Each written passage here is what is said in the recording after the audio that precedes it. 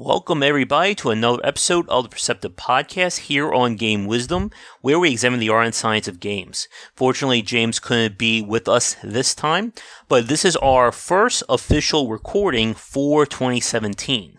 By the time you fine folks are listening to it, it will probably be either the mid to the end of January. But we have a great cast for you tonight. We're going to be talking about a few topics, including the Nintendo Switch, and what are our thoughts on it. But let me introduce you to our guest. This is First Timer. He is a journalist at Nintendo Wire. Please welcome Logan Plant. Thank you for having me on tonight. I'm glad to usher in the new year here at Game Wisdom. Yep, it's great to have you on, Logan. We've been talking, I think just early December, we started discussing things on Twitter. I know December is the holiday time, so that's pushed everything back at least 3 or 4 weeks. Yeah, that's right. I'm glad that I could make it on here. Awesome. How was your New Year's? It was great.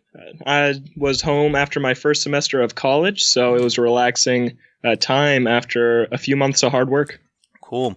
I know for me, 2017 will probably be a lot busier as I've been trying to build up the YouTube channel, Game Wisdom, and I hopefully have some presentations I'm going to be trying to do throughout the year. So this is sort of the calm before the storm, before hopefully all that stuff starts working. That's right. All right. So since this is your first time on the cast, Logan, for people listening, could you talk a little bit about yourself and kind of your background when it comes to the video game industry or writing about it? All right, so my history with gaming can go all the way back to right after I was born. I was born in 1998. That's the same year that The Legend of Zelda Ocarina of Time first came out on the Nintendo 64. And I obviously don't remember this, but my parents will say that I sat in my mom's lap while watching my dad play through one of the greatest games now of all time. And so from the very beginning of my life, I've never remembered a time without games, especially without Nintendo. Nintendo's the core company, the core games that have always been a part of my gaming experience. So I've just always played them for years. And then last March, I saw an opening for new writers at a website called NintendoInquirer.com. And I had just turned 18 a month ago. They said you had to be over 18 to apply. So I said, why not? I'll go for it. And I ended up getting one of the positions, so I've been writing there for about a year now. Eventually it was renamed Nintendo Wire, but it's a lot of fun getting to cover Nintendo news and games. Yeah, and for me, I basically, my very first game was Super Mario Brothers back in, I was born in 85, but I didn't start playing until 1988. So I've been pretty much as first memories, probably stuff I've even forgotten before that have been Nintendo related. And it has certainly been a long, strange trip from those days. So, obviously, you are a fan of Nintendo, and it is interesting, again, about looking at how Nintendo has really changed and evolved, especially over the last decade, with the introduction of course, the Wii, the Wii U, and what one of our main topics will be tonight, Nintendo Switch announcement, which hopefully by the time this cast goes up, there may be more information out about it, but we shall see. So I guess my first question then for you, Logan, is as a longtime fan of Nintendo, how do you feel about sort of Nintendo's shift over the last, I guess we can say about 17 years or so? Well, I think that they're heading in the right direction. Obviously, the Wii was a huge success, trying to cater to the more casual market, whereas Xbox 360 and PS3 catered to the hardcore side of things. And then with the Wii U, they tried to keep it casual, but still tap into the hardcore market with the whole single gamepad experience. And that was clearly a misstep. And I think with the Switch now coming up later, hopefully it will release this March like it's supposed to. This is what the Wii U should have been from the beginning. The two-screen experience, but with the Wii U, it just didn't make sense because you could only go about 20 feet away from the console with your second screen before you'd get the little gray message that said connection was lost. And so here with the Switch, it's almost like a second chance. And with the marketing, with everything we've seen so far with the Switch, it's clear that Nintendo is saying this is different than the Wii U. We saw with the Wii and Wii U, the colors were white, black, and then an accent color was blue. Now, with all their marketing, we've seen them switch to red and white, which is also kind of a callback to the days of the NES almost. And so it's clear that Nintendo knows that they need to do something different if they want to get any attention towards their new console. And I think so far, they are doing a great job in marketing the Switch. They have a presentation coming up a few days from when we're recording this. It probably will have happened from when this goes up. And hopefully they continue to market this thing as a clear new console, since it was a huge struggle with the Wii U to make people realize it wasn't just an add-on to the Wii. And with the Switch, it's clear so far that it's new, and they need to keep pushing that message. Yeah, and I agree with you there, Logan, about that. Nintendo, especially over like the last 8 or 9 years, like right around the time of the Wii U era, they have been having that struggle with, again, their messaging and their branding.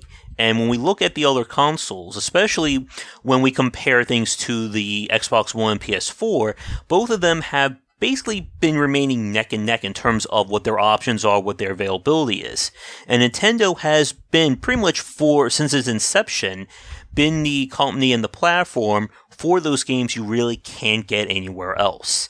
There's always been those criticisms of Nintendo, the quote-unquote, they're just milking their franchises. You're always going to see a Mario, a Zelda, Smash Bros., stuff like that. But what Nintendo does really well, and what has always been their bread and butter, has been their first-party games. The games you literally won't be able to play unless it's on a Nintendo system. And with the Switch, I've said this in a vlog, I think 2 months ago, right around the announcement, that it sounds like Nintendo's trying to position themselves as either your number 2 option, or the option that you're going to get if you want to play something that no one else is going to have. And from what we're seeing with the Switch, and again, the functionality that they're trying to bring, that they're really aiming, again, to be that platform that's going to do something that no one else is doing. Yeah, and I kind of thought with the Switch, this might be heading in a different direction, trying to be a more direct competitor. In the teaser trailer that came out in October, our first look at the console, we see Skyrim running. We see NBA 2K running on the Switch, games that are huge on other platforms. But now with all the rumors that have been coming out, it looks like it might not be as powerful as we initially hoped, and it might slip back into that slot as the number 2 console that everyone picks up if they have an Xbox One or a PS4. There's also a Switch sitting right there. And that's fine. Yeah. They don't need to be direct competitors because, let's face it, the PS4 and Xbox One are almost clones. They have a few exclusives each, but functionality, specs-wise, they're almost identical. And it's really refreshing to have not just a third horse in that race, but to have another option either for families or for those exclusive titles. And that's what Nintendo's done the past few generations. Obviously, it didn't work that well with the Wii U. There's a lot of reasons that we could get into. But with the Switch, I think they have another shot at success in being that secondary, as you said. And I think that's a great approach for them, especially given their hesitance to have the specifications top-notch. Yeah, and with Nintendo games, they've always been about very strong aesthetics. And as, for myself, I'm definitely an aesthetics guy myself. I mean, I grew up playing the Nintendo era, so my first memories is of the 8-bit, the classic Mario style. And when I see games like Wind Waker, or even Mario Galaxy 1 and 2, that stuff wows me as much as when I see something of, high fidelity, Rise of the Tomb Raider, your Call of Duties, or even something like Soulsborne, with more on the grimmer or more of that kind of detail style. Yeah, and personally, there's not that many games that I think are more beautiful than, say, Mario Kart 8. That game is so detailed, and Mario's driving and his mustache is fluttering in the wind. There's just so many small details, and even though it's cartoony, it looks gorgeous. And Nintendo has always been brilliant at making games look great on their own consoles, which is something that third-party developers have struggled with. Mm-hmm. Third-party games don't look nearly as good on Nintendo consoles as first-party games do. Wind Waker HD is another great example. That game looks amazing, and Nintendo just knows how to push their own hardware to the absolute max and puts out games that look just as great as those on much more powerful consoles. Yeah, and with the Nintendo Switch, as you were just saying, Logan, even though it may not match the PS4 Xbox One in terms of spec-wise, I think we both pretty much know that when it comes to those first-party games, I'm sure Nintendo will wow us with whatever the next Zelda is, or whatever the next Mario, or anything along those lines. Yeah, definitely. We saw about 8 seconds of the new 3D Mario in that trailer I mentioned earlier, and it already looked great. It looked like 3D World, but kicked up a notch in terms of graphics. And besides graphics, Nintendo always can fall back on their gameplay because no one in the world knows how to make a platformer as solid as Nintendo. Oh, yeah, definitely. I'm glad that you mentioned that, because that is a really good tangent that we always like to discuss here on the cast. I know we've talked about this with previous guests as well, that Nintendo's design, especially when it comes to the platformer genre, has always been amazing. I'm sure as a Nintendo fan, did you pick up Super Mario Maker? I did, yes. Yeah, and I love that game. I think that is an amazing tool, especially for teaching someone level design. And the fact that it really isn't as simple as just putting various elements down and lo and behold, you have an amazing level. There's a lot of work that goes into making a level that flows right. I got that little booklet that came with, I think, the first runner, I don't know if they still do it, that like talks about sort of like Nintendo's philosophy or Miyamoto's philosophy when it comes to design. And it is just amazing to like look at that game and just see that kind of thought process trying to emulate it. Yeah, definitely. You mentioned Mario Maker. It does kind of put Nintendo in a weird spot, though, moving forward, handling 2D Mario. Because do you still develop, say, new Super Mario Bros. Switch and push that out there after just a couple of years ago you put out a game where you have endless possibilities of new Mario levels? That'll be something interesting to see them handle with the Switch. And also from a design and user standpoint, Mario Maker is the game the Wii U needed at launch. Yes. There was no way to prove this gamepad was a smart idea until Mario Maker. There are a few other examples here and there where it works well, but that game works nowhere else but the Wii U. And even with the Switch, it doesn't look like you can use the console itself and a TV at the same time.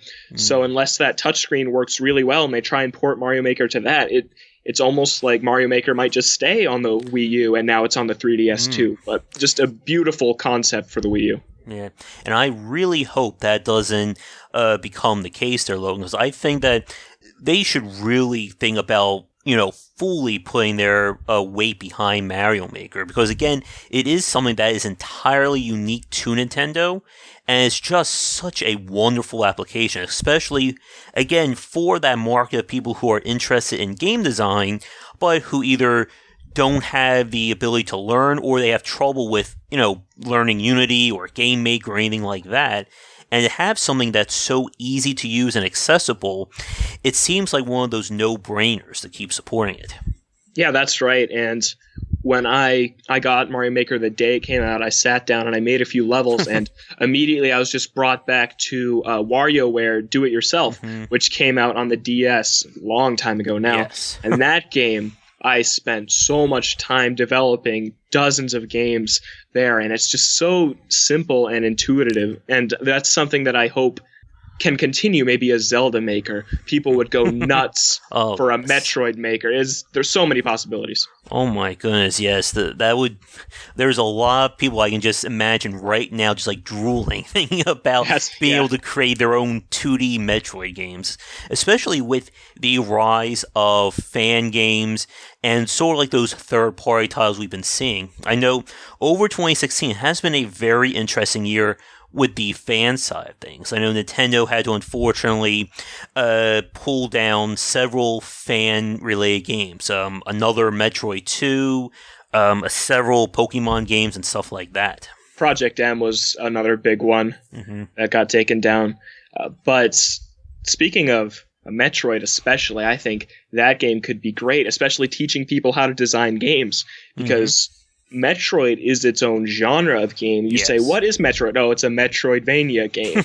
Like, what does that mean? You have to play Metroid to know.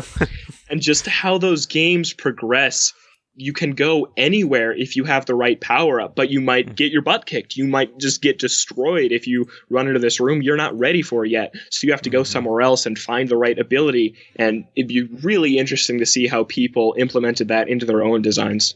Yeah, definitely. And, I mean, hell, Metroidvania, that's easily another hour-long discussion here. That's one I've been wanting to have a podcast completely dedicated towards the Metroidvania genre, but yeah, it is definitely a fascinating one to look at, especially what we see is like the differences between the ones that work out well and the ones that aren't as amazing. But again, if we start talking about that, we'll be here till probably midnight between the two of us. Yeah. Now, two other major trends or things that we've seen from Nintendo over the years I wanted to get your thoughts on, Logan.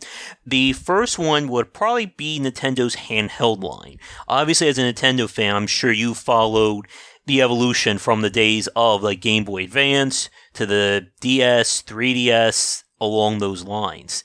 And Nintendo's handheld line has always been, or has been, one of their strongest sellers. And I've always figured that it was kind of like their saving grace, a thing that has kind of kept them out of the same situation that Sega went into during the hardware wars of the late 90s, early 2000s. And with the 3DS especially, it still has proven to be a very popular system. I mean, even though the PSP Vita is technologically superior, it just did not manage to overtake the 3DS. Yeah, something I think is important in handhelds is making them distinctly different from the console. And the PS Vita tried to be a home console in your pocket. And I think that was part of the reason that never really took off, is because if people want to play an Uncharted game, they'll play it on their PS3 or PS4, not on their 5-inch Vita screen. And like you said, Nintendo handhelds have always been their saving grace, but when the 3DS launched in 2011, it looked like handhelds were on the decline, and then after that price cut that September, it took off, and now it has one of the greatest libraries of software, I think, of any system, handhelds or home consoles. And that's what kind of worries me about their recent commitment to mobile, is that these experiences that they're developing on the 3DS, the Pokmons, the Link Between Worlds, Super Mario 3D Land, all those titles are just so fantastic. And moving to mobile, and with the Switch also being somewhat mobile, I worry we'll lose some of those handheld experiences. Yeah, and that's been a concern of mine too. I know from several of my friends. As we know, Nintendo Switch is basically designed as literally a portable console. And if that does decide to take off, what's going to happen to the 3DS or to Nintendo's handheld line? As you just said, the 3DS or the handheld market in general works because it is distinctive from the console line. When you're playing a 3DS game, these are games that you're not going to play anywhere else. Maybe we could stretch things with the Wii U because of the touch screen and the top screen. But in terms of its library, it is a very diverse system, much like the DS. And one of the things that I found very interesting between the DS and the 3DS was how much the RPG genre really took off for it. We saw games like roguelikes, such as Shiren the Wanderer, Etrian Odyssey, Pokemon Mystery Dungeon, and of course they brought over, I think, several of the Dragon Quest or Dragon Warrior games over the last few years as well. Yeah, and also Bravely Default and Bravely Second are a pair that really took off. And something that's really interesting, being a Nintendo fan almost exclusively, talking to other people dedicated to other consoles, is that if you want to play a Nintendo game, every Nintendo game, you have to drop money for two different devices. And that's something that people just aren't used to. And to me, growing up as a Nintendo fan, that was just always normal. That's the way things are. If I want to play a Link Between Worlds, but I only have a Wii U, I can't. If I want to play Super Mario 3D World only with a 3DS, I can't. And that is a great thing about the Switch, is that this huge RPG genre that's taken off on the handheld system, I think can still thrive on the Switch, just in the undocked portable version, because then it's just like you're playing a handheld. While also the Breath of the Wild, huge expansive adventures can also have a home on the Switch, which is why it's a great concept that really only works for Nintendo, because they're the only company that has these two separate islands of software, and now they're finally bridging those together, and I'm really excited to see how it works out. Definitely. And keeping along those lines in terms of Nintendo's more like unique qualities to it, I just want to ask you, Logan, what did you think of the whole Toys to Life push with the Amiibo brand? Oh, this is a bad path to go down. I never bought a single Disney Infinity. I never bought a single Skylanders. Before Smash Wii U came out, Melee was my favorite game ever. I think I know where this is going, too. I was like, I can't. They announced they were doing this Toys to Life line. I was like, I can't do it. I can't get invested in this. Then E3, they show Iwata and Reggie just tapping the Mario on the gamepad, and I was like, well, I'm done. I'm time to spend money on all these. And for the first few months, I was still telling myself I was just going to get some of them. I think that's how we all are. Yeah. But now I have every Smash one. I did restrain myself after the Smash line kind of wrapped up. Never got into any of the other ones, which I think is true for a lot of people. Yeah. We've seen some of the sales going down, but I don't care about the functionality. People are saying Amiibo hardly have any functionality in games. You scan them in, you get a 1-up, you get something small, you get 50 rupees in Hyrule Warriors, but that doesn't matter, because the opening cinematic of Super Smash Bros. Melee is a child with his Mario trophy, and he slams it down, and he comes to life. And that's what Smash Bros. Is. It's trophies with a kid's imagination playing out fights. And it just works so perfectly to now have all these statues that match the poses of the trophies in the game. It's just, the Smash one just hit me so hard, and I thought it was just so perfect that I couldn't stop myself there. But other than that, it's a little concerning seeing the sales drop. Disney Infinity's done. Skylanders is struggling also. And so I'm not sure what the future is for Toys to Life, but I think if one Toys to Life brand can withstand the decline, it is Amiibo, because they're not tied to one game. They're universal across Wii U, 3DS, and assuming Switch, and they work in all sorts of games. And Nintendo has the most iconic library of characters in the world, so I can see this going for a long time. And you definitely touch on a lot of the points, and I think your thoughts kind of mirrored mine. I have a whole lot of Amiibo staring at me right now from in my little computer room / office, and I agree with you, I think, on pretty much every point. And I think I'm also concerned as well. Like you said, they're not tied to one specific game, which is a major pro, but we really haven't seen Nintendo, I think, truly exploit things from a game perspective. As you said, from like a collectability and Nintendo fan standpoint, they're hitting it, 10 out of 10 kind of thing. I mean, I have, Mario, Dr. Mario, I have Meta Knight staring at me right now, and like, as someone growing up with Nintendo games, we didn't have those kind of high-quality collectibles, especially from Nintendo back during, late 80s through to the 90s. If you wanted a collectible toy, it was going to be, a third-party, some kind of licensed thing that may not even look like the characters. So from that quality standpoint, Nintendo is doing things perfectly. But we're still not seeing, like, a functionality, and that's kind of the other half of the coin. And like as you're saying, right now it does seem to be supported with the Wii U, the 3DS, and I'm kind of curious to see if things will change with the Switch. Yeah, I think they could. I think we've seen glimpses of great amiibo functionality in games. My go-to example is always Captain Toad.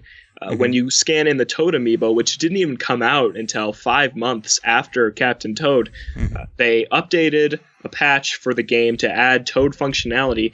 And what it is, for those of you who don't know, is a little pixel Toad hides in each level, and you have to run around as Toad, and when you see it, you just tap it.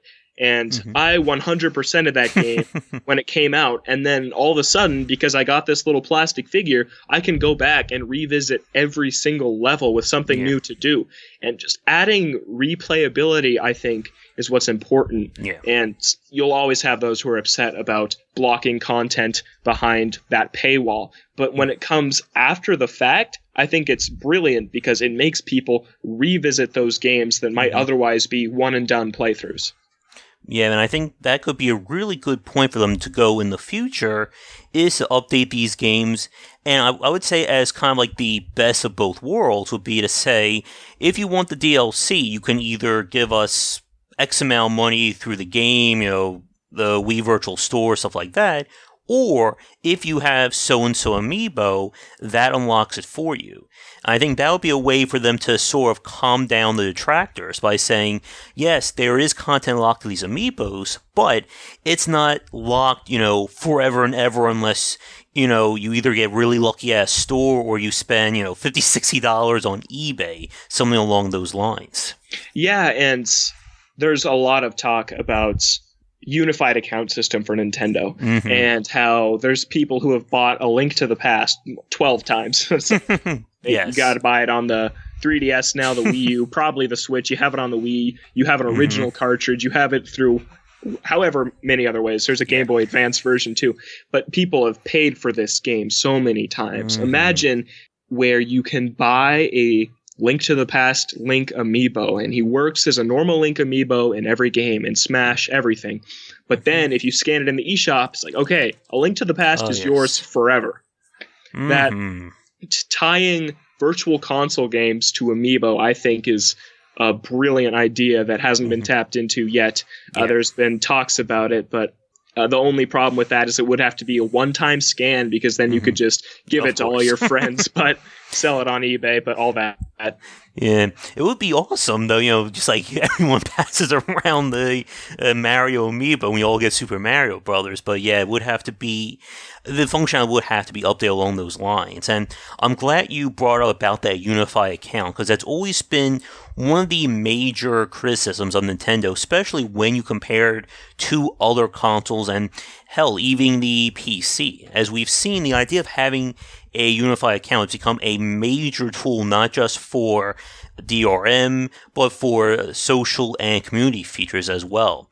I mean, for us PC gamers, Steam has been a revelation in terms of revitalizing and growing the PC side of things. And even when we look on, when we look on XBLA and PSN, being able to have that one account and know, okay, I have everything tied. I only need, 5 different accounts. I have to remember 5 different passwords and stuff like that would be very huge. And I have heard some rumors that Nintendo may be thinking about doing something along those lines with whatever their next iteration of, I think My Nintendo was the last one of those.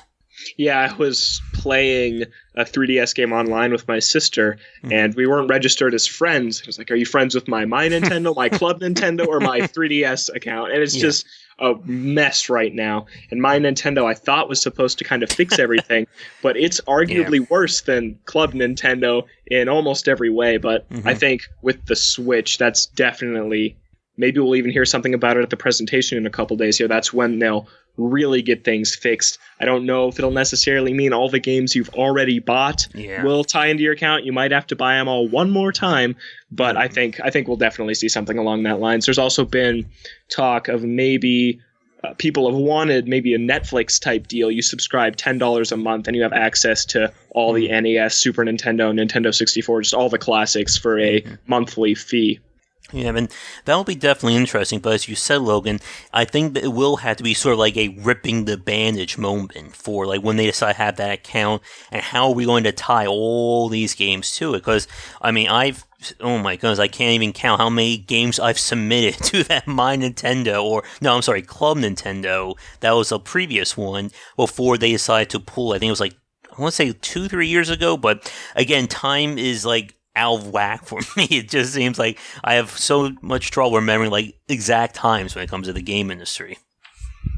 Yeah, Club Nintendo, I think it was about 2 years ago now, and spent so much time doing those surveys to get like 2.5 hours of surveys to get a postcard or whatever that was. But yeah, I have the Zelda Messenger bag. That was my big name thing that I got. Yeah, I always wanted that Luigi's Mansion statue, but it was so many coins, could never get there. Yeah. Let's see, getting back to Nintendo then, or more in general, one part that I definitely wanted to ask you about, and I think I may kind of know your answer, but I'm still curious about it, is about, as we were just saying, Nintendo's push towards mobile. As we know, over the last year, we have been seeing Nintendo sort of finally look at the mobile market. And again, mobile versus the rest of the industry, that's easily another 40-minute discussion. But when it comes to Nintendo, they had some of those free-to-start games. There's Pokmon Pacross. There's probably several more that I'm forgetting. But of course, very recently, Nintendo released Super Mario Runner, which is essentially their first official mobile game. And I've been hearing debates and discussions on both sides. There are people who really like sort of this more involved game on mobile, but then there are those who are like, this doesn't, gel it well with the rest of the mobile market. So for someone who has been looking at, studying, and talking about Nintendo, what do you think about this push towards the mobile industry?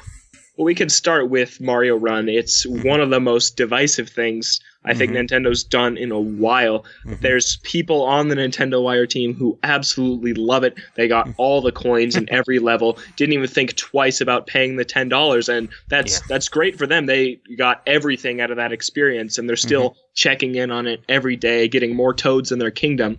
But then there's the other side, which I am on, which is I downloaded it. I played through all the levels before the paywall, and I just said, I'd rather play Mario on a console. I have a 3DS. I have New Super Mario Bros. 2 installed. I'd rather just whip that out and play through that instead of this one where Mario's already moving for me. And mobile gaming's never resonated with me. And so it's just two sides, and seeing Nintendo putting out a game which it's way more fleshed out than those other endless runners we see crop up 5 a day on the App Store.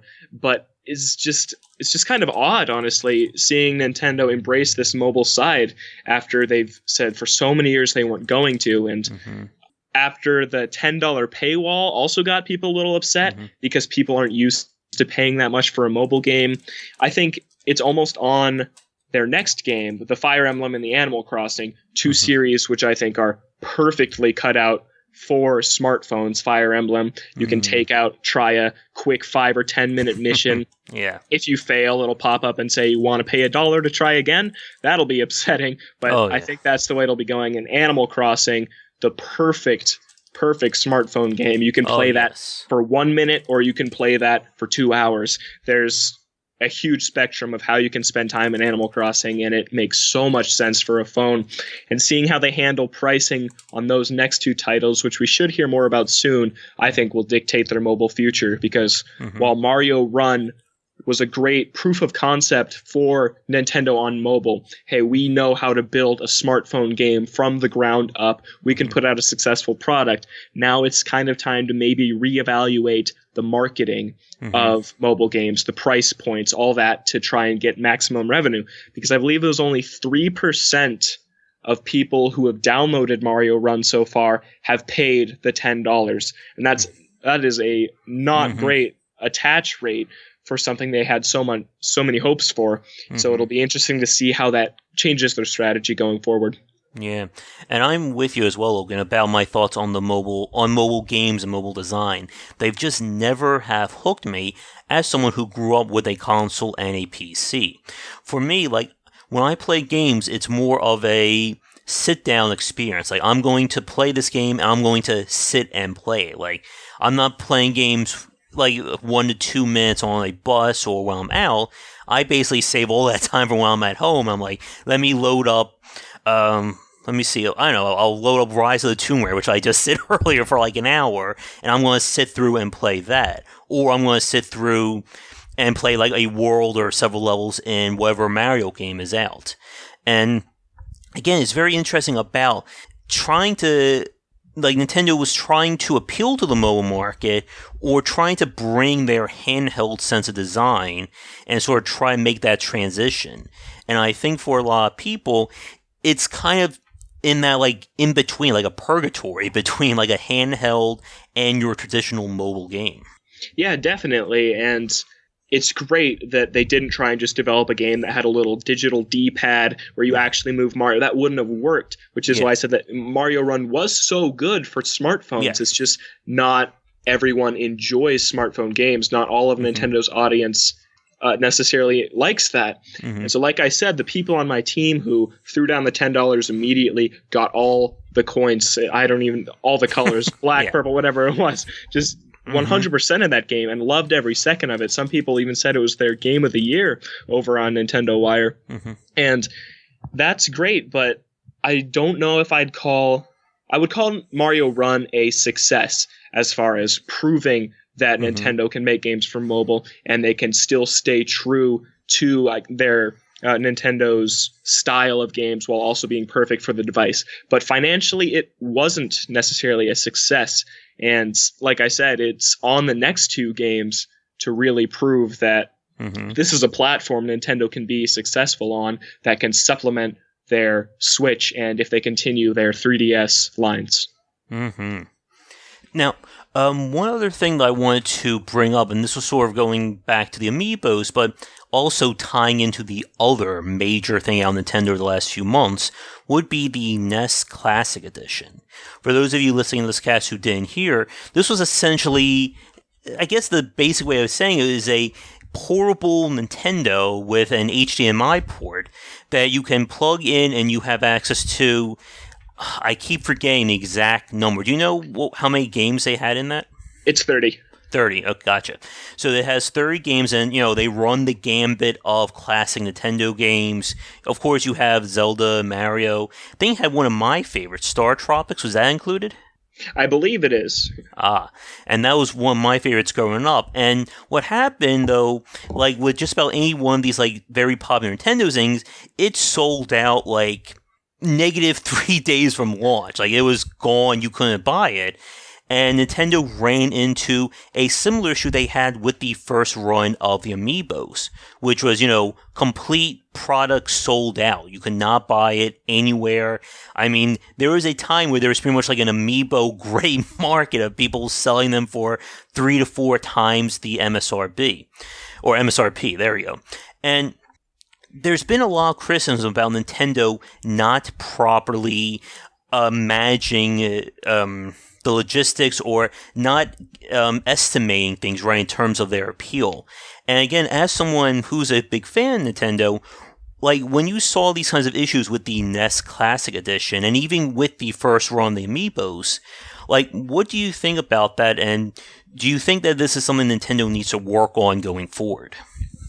This is interesting because there are a lot of people who will say, and I'm not sure if I'm one of them. Sometimes I believe it. Sometimes I flip-flop that Nintendo does this on purpose. And we can even look back to the launch of the Wii. The Wii flew off shelves. It was unavailable for months. And then whenever it came back in stores, gone again. And it sold over 100 million units. So that's one of the reasons that fed into its success. And then with the Amiibo, on a personal level, I know that I wouldn't have gotten nearly as invested if I could walk into any store and just see all of them on the rack.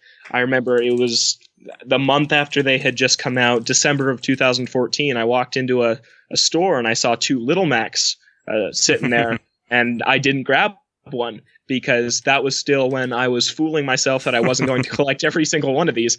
And later that night, I was like, I got to go back. And so I went running right back to the store, looked, and the Little Macs were gone. And that is the turning point where it's like, well, I'm going after every one of these. These are impossible to find. And I actually had a great time hunting these down. I think I'm in the minority there for sure. But then once they started becoming more available, I lost some interest. I still would go into the store, but there'd just be dozens of them there, and I'd grab it and check out and leave. But it just didn't have the same feeling as the first few waves when they were impossible to come by. And then with the NES Classic, I don't think it's necessarily that. I think that they did just underestimate demand for this. There wasn't a big Nintendo holiday release aside from Sun and Moon, which were the fastest selling Nintendo game I think ever. And then the NES Classic was the only other gift people could really turn to as far as Nintendo. And I think that in that case, that is something they need to work on, is for things like that, limited edition. Here's this new console we're releasing with 30 of our classic games from the 80s. That's something that should just be available. It cost, I believe, $60. It's not like an amiibo that costs $12, where it's like, oh, I'm going to run all over to all these stores and hopefully there will be one, because the NES Classic is a great Christmas gift, and they could have sold thousands more if they were just available. And the amiibo, they sold so many. But the NES Classic, it doesn't look like there will be huge restocks, and it's not like amiibo where in a month a new wave is coming out and people go crazy for those. It was a one-time thing that I think they did really drop the ball on, and I hope that more hit shelves in the future, because that's an item that a lot of people want. Definitely. And then that actually takes me to, I guess, my final topic for a Nintendo-wise before we move on to our second one for the night, and that is backwards compatibility. This has game preservation and backwards compatibility have always been major topics that I like to talk about, and we've had discussions about this multiple times on the Perceptive Podcast. And whenever we have those discussions, Nintendo always comes up, because they are one of the few game makers, or one, I think right now, probably the only console maker that still has or still seems to support backwards compatibility. And of course, they were really the first one to do the virtual console-wise with Nintendo Wii, and that was translated to the Wii U, and I think now the 3DS as well. But when it comes down to it, as we said, Nintendo has probably one of the best back catalogs of games. I mean, whenever you ask a console fan some of their most memorable games, chances are Earthbound, Final Fantasy VI, and Super Metroid will be listed somewhere along there. But going forward, there's been those discussions about, like, how long can Nintendo keep doing this? And my question for you, again, as a longtime fan of Nintendo, what do you think about backwards compatibility? And do you think there's anything, like, I guess there's any ways for Nintendo to improve or change things going forward? Well, I've always loved the feature, the original DS and then the DS Lite with the Game Boy Advance slot on the bottom, and then obviously the Wii can play GameCube and the Wii U can play Wii. It's just a great feature that makes it so much easier to adopt a new console when you know that your entire library won't be obsolete, because you can still shove in a Wii disc to your Wii U and get started right away. Unfortunately, I think the Switch is kind of where that changes. They're going back to cartridges, but the cartridges look different than DS and 3DS cartridges. And so I think this is, like you said, ripping off the Band-Aid. We're starting over. We live in a world where you can download an NES game in about a minute. And so it's easy to think that they'll throw on all these games onto the eShop of the future. There's been rumors that GameCube Virtual Console's hitting day one for the Switch. On the Wii U, it was N64 Virtual Console, so it looks like they're about 3 consoles behind. So on the Switch, it's the GameCube's turn.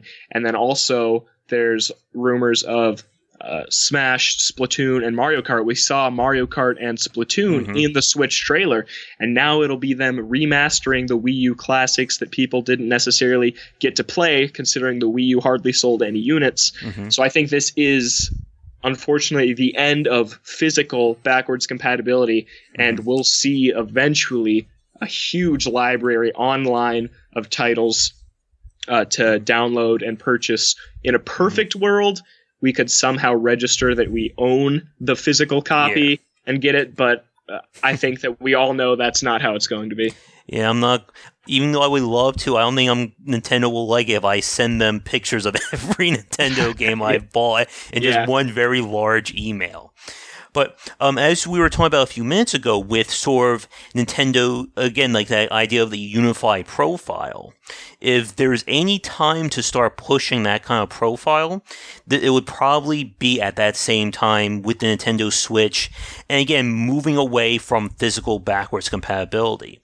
And if Nintendo does go along those lines, I think that will help them going forward. Because as we both know, I mean, if Nintendo announces tomorrow that they're going to have a SNES Classic Edition coming out, chances are it's going to sell out again like a week or two or a few months before it actually hits.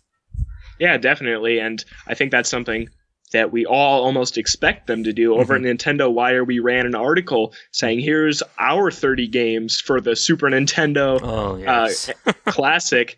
And that's just something we're all hoping to see. And I didn't go searching for an NES Classic. I feel like I've played all I really need to play of those NES games.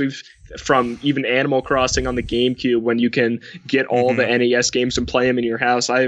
But the Super Nintendo has some of the all-time greats, like you said, Earthbound, and then Super Mario World, some of the Final Fantasies. Just amazing console that I know I would definitely want, and I think that would have almost a bigger market than the NES Classic.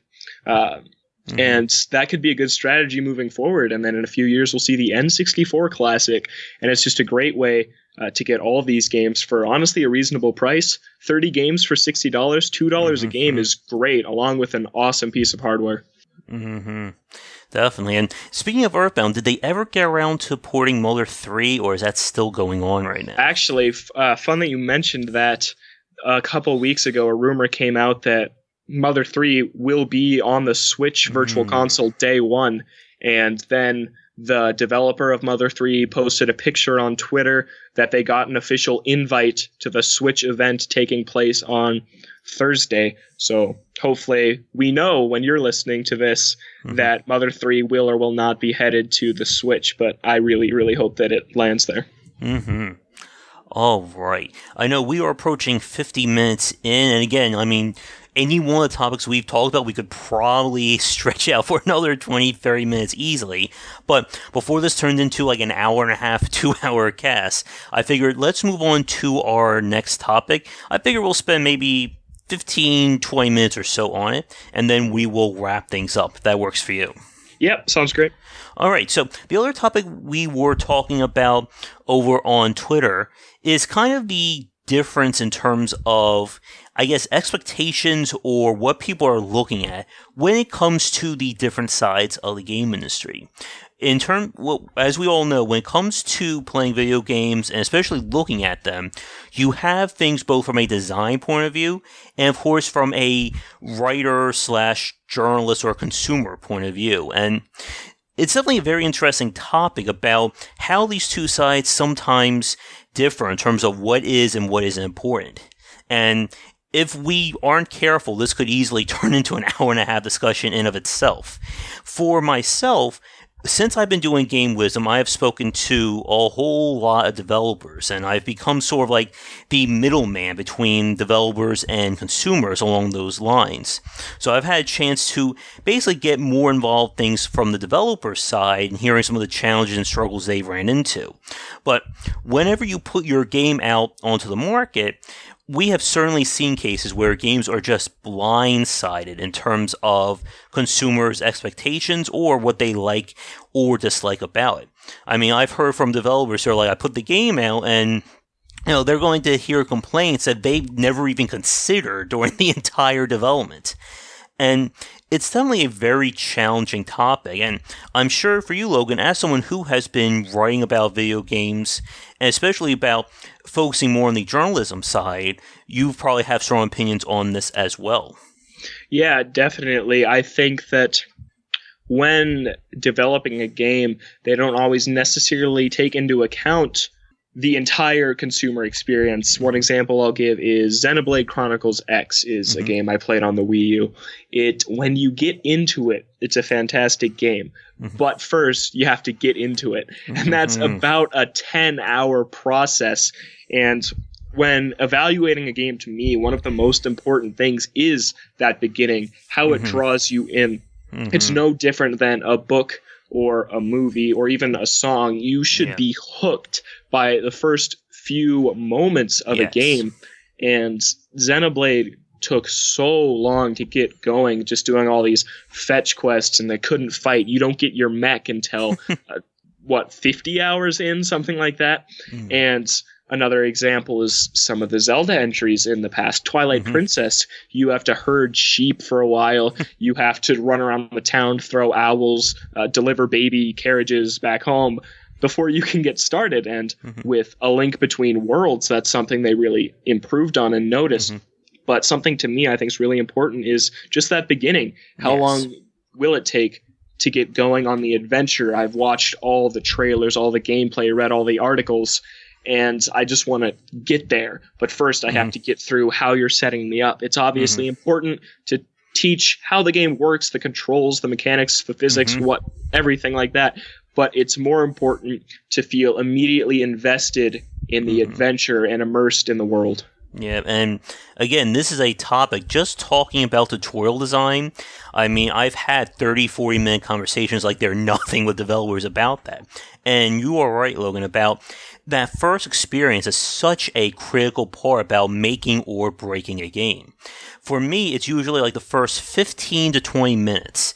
If your game isn't hooking me or wowing me within that time, or if there's something that's annoying me about it, chances are I'm going to shelve that game unless it's something that I'm writing for a review or I'm going to talk more about it. But I've had games like that where it doesn't matter if the game is amazing 20 hours down the line if I'm already feeling frustrated 10 minutes in.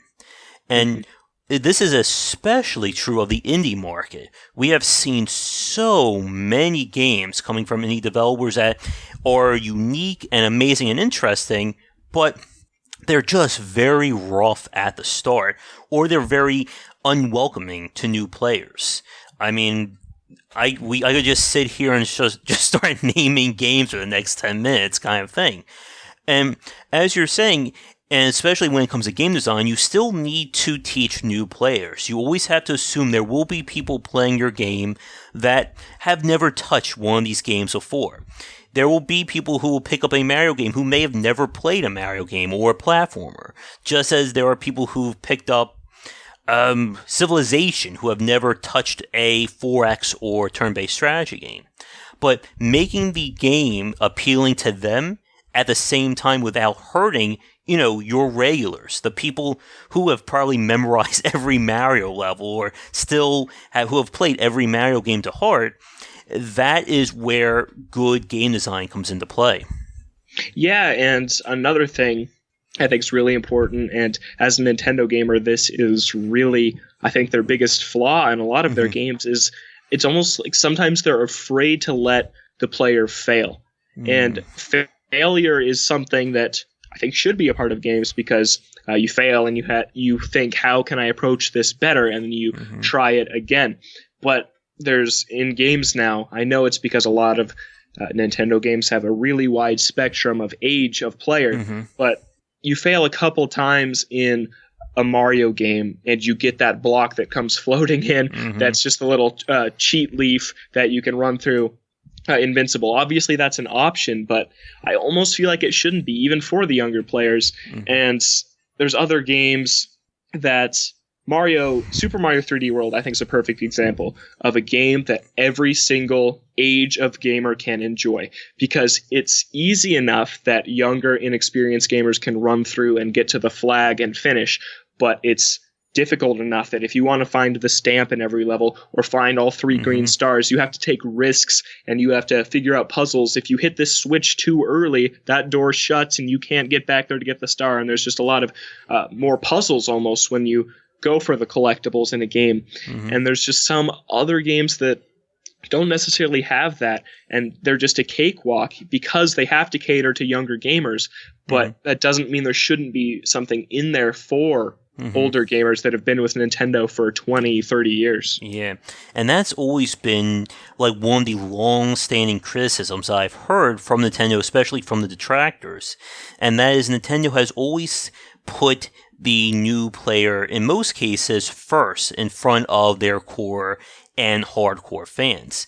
And as you were just saying, there are plenty of examples of Nintendo games that just really start off slow to the point that they are just presenting this to new players without thinking again about the people who have played every Zelda game, who've played every Mario game, etc. Now, Nintendo, of course, has put in some really amazing optional content. You know, the star coins, the bonus worlds, and like, I'll give you an example, like the bonus worlds and like Super Mario 3D World, some like the most challenging stuff I've ran into from a Mario game. I mean, Nintendo, when they want to take the gloves off, in a manner of speaking, they can make some very challenging and well thought out levels.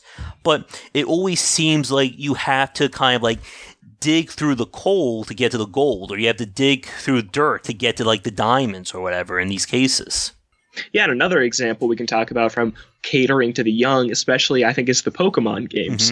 Because everybody, every age loves Pokemon, but the one thing that's bothered me, and after playing Sun, I unfortunately think I'm kind of burnt out and I might be done with the new entries, but it's the writing in the Pokemon games is so bland, and it was a tiny bit better in Sun, but the writing is just so basic. But then we look at a game that Pokemon pulls so much from is Earthbound, which came out a long time before. The writing in that game is brilliant. There's so many pop culture references and puns and jokes woven in throughout the entire game that if you don't understand them, if you're a younger player, that's fine, but you aren't losing anything necessary to complete the game from not getting those references. But if you do understand them, it makes the game that much better. And that's something that's just, Pokemon worlds are vibrant and colorful with all these characters and creatures, but at the end, they all say the same thing. And it's just something really frustrating from a narrative standpoint. Is not having that those fleshed out characters that you're constantly interacting with. And that's one of the things that has really stopped me from getting into the Pokemon games as well, by the fact that, again, they are designed first and foremost for the younger audience. And what that means is you really don't get to the good stuff, or you're not really tested on the game until who knows how many hours in, or if you start looking at like the multiplayer and the high-level play along that line. But I don't want to play a game that's going to take me 30, 40 hours to get to the good stuff. And with the Pokemon franchise, I mean, Pokemon should be one of those series that should be like a no-brainer for me, but I've just really bounced off of it lately. Like, for instance, I'm sure you've heard of the Shin Megami Tensei series, which has very similar, in a sense, in terms of you have like a party of demons, and I just love that series for the fact that it does cater to more the harder core players from the start. Yeah, and I think another perfect example, very similar game, the Fire Emblem series, the two most recent entries on 3DS, Awakening and Fates, are brilliant in adjusting to players' skill. There's two different ways they do this. There's difficulty, where there's normal, hard, and lunatic, and then there's the other setting where you can choose if your units die, they're gone forever. This is how Fire Emblem's always been. It puts risk, and you have to decide if you're going to do a hard reset and try again if you lose one of your best units, and it puts a lot more meaning behind your gameplay. Or there's the mode that can cater to newer players, where it's if they die, they're gone for the mission, but they'll be back. And that is the one case where it's catering to players who've been in it for a long time, because the default setting is classic, where if the unit dies, it's gone. You have to go in and change it to casual. And that's just great, because I played Fire Emblem Fates Conquest, a brutal game. I played it on Classic, and I remember on the last chapter I lost 8 or 9 Ooh. of my units, so I don't get to see what they do after the game ends. But I had to, because that last chapter is just so brutal, and it just made it all more stressful. Sitting there hunched over my 3DS with my heart pounding at the thought of losing these units that I would need later in the game, and it's just such a great mechanic. You can turn it off if you want an easier road, but it's just so much better if you play it the way it was designed. Now, one other point I want to talk about in terms of difficulty, but before I do that, before I forget again, I forgot to ask you this when we were talking about the mobile side of Nintendo, but I'm curious, Logan, what were your thoughts on the whole Pokemon Go phenomenon that sort of took over for like 3-4 weeks? Same story with Mario Run for Pokemon Go with me. I downloaded it. I caught a few. I think I caught an Eevee in my living room. I said, regular Pokemon's better, and I deleted it. It's just, I just have accepted that it's not for me. I just gushed about Fire Emblem for a few minutes, so I'm hoping that game is an experience I'll want to keep coming back to, but right now there's nothing that's hooked me in. Yeah. And now, one last, I guess, Nintendo-related tangent, and then we'll get back to the main topic.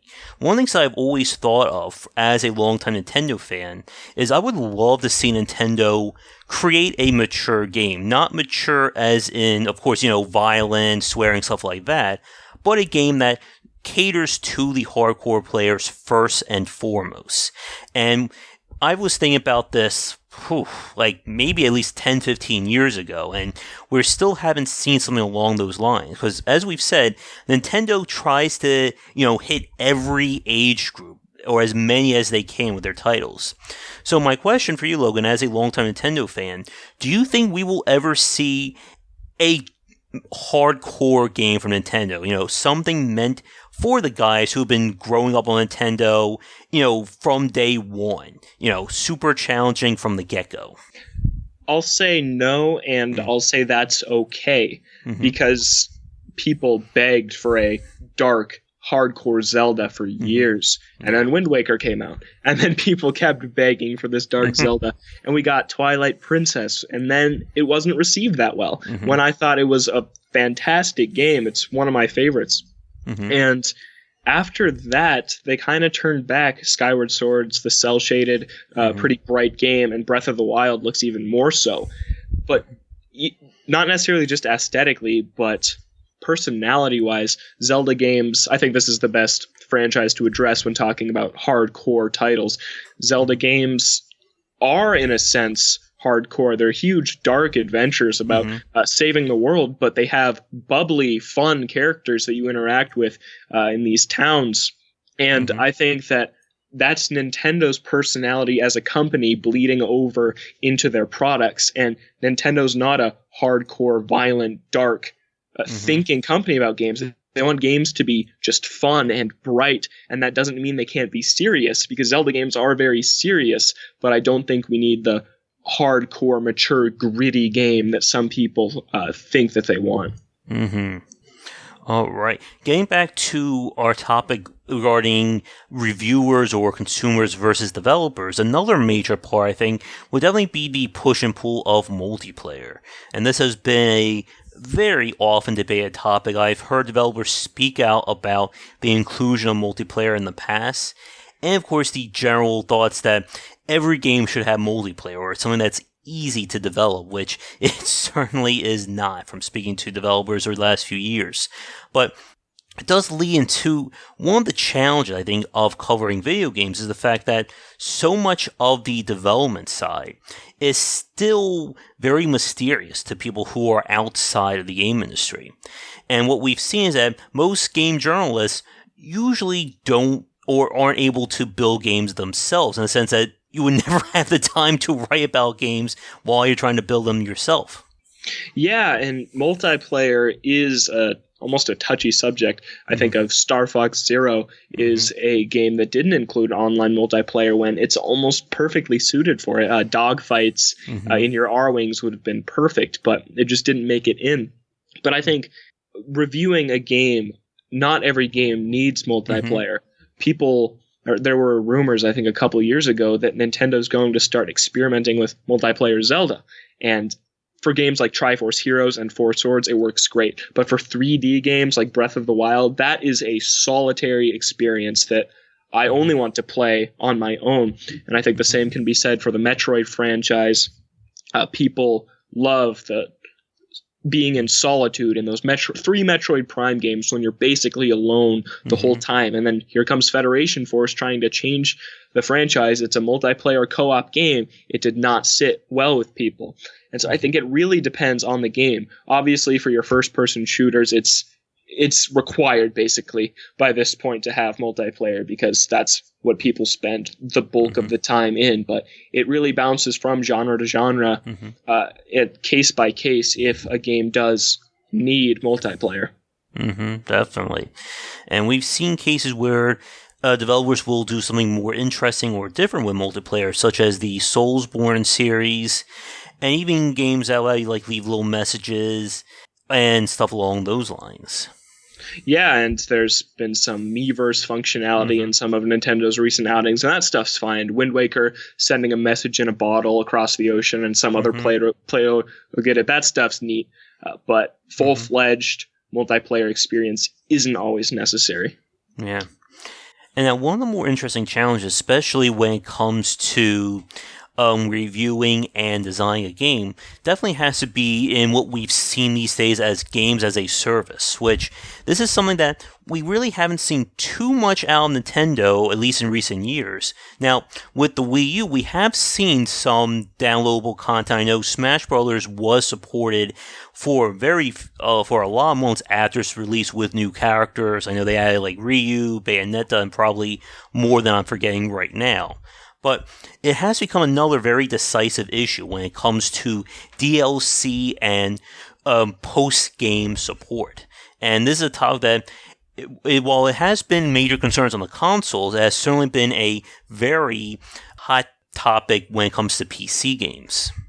Yeah, what's really hard about evaluating content length of games is price points. And I think that's all what it usually boils down to is that there's $60 games that will only provide maybe an 8-hour campaign versus this other $60 game, which you can sink hundreds of hours into grinding, multiplayer, whatever details there are. And when reviewing a game, that's what's really tough, is that you do have to somehow find a balance where you consider price point. How much did you pay for this game, while also not strictly limiting yourself to thinking about the cost when evaluating what's presented in front of you. A perfect game is like the Telltale series of games are really short. They provide a lot of story, a lot of narrative, but they aren't long games versus another game you could spend. I don't think those cost $60 though for the full season. I think they're around $40. So if you say a 3DS game like Pokmon's a great example, people spend hundreds of hours there. And people say I'm not paying $60 for a 8-hour game, but if that 8 hours is enjoyable then and justifiable for maybe production value, story, whatever it is, then I think it's definitely worth putting down the money. And it's just really hard comparing prices to games that are completely different. This is the last thing I'll say before I have to run, unfortunately, but like Smash Bros. That game came out 2.5 years ago. I still play it about once a week. That $60 I put down on that is just some of the most value I've gotten out of games. Same with Mario Kart.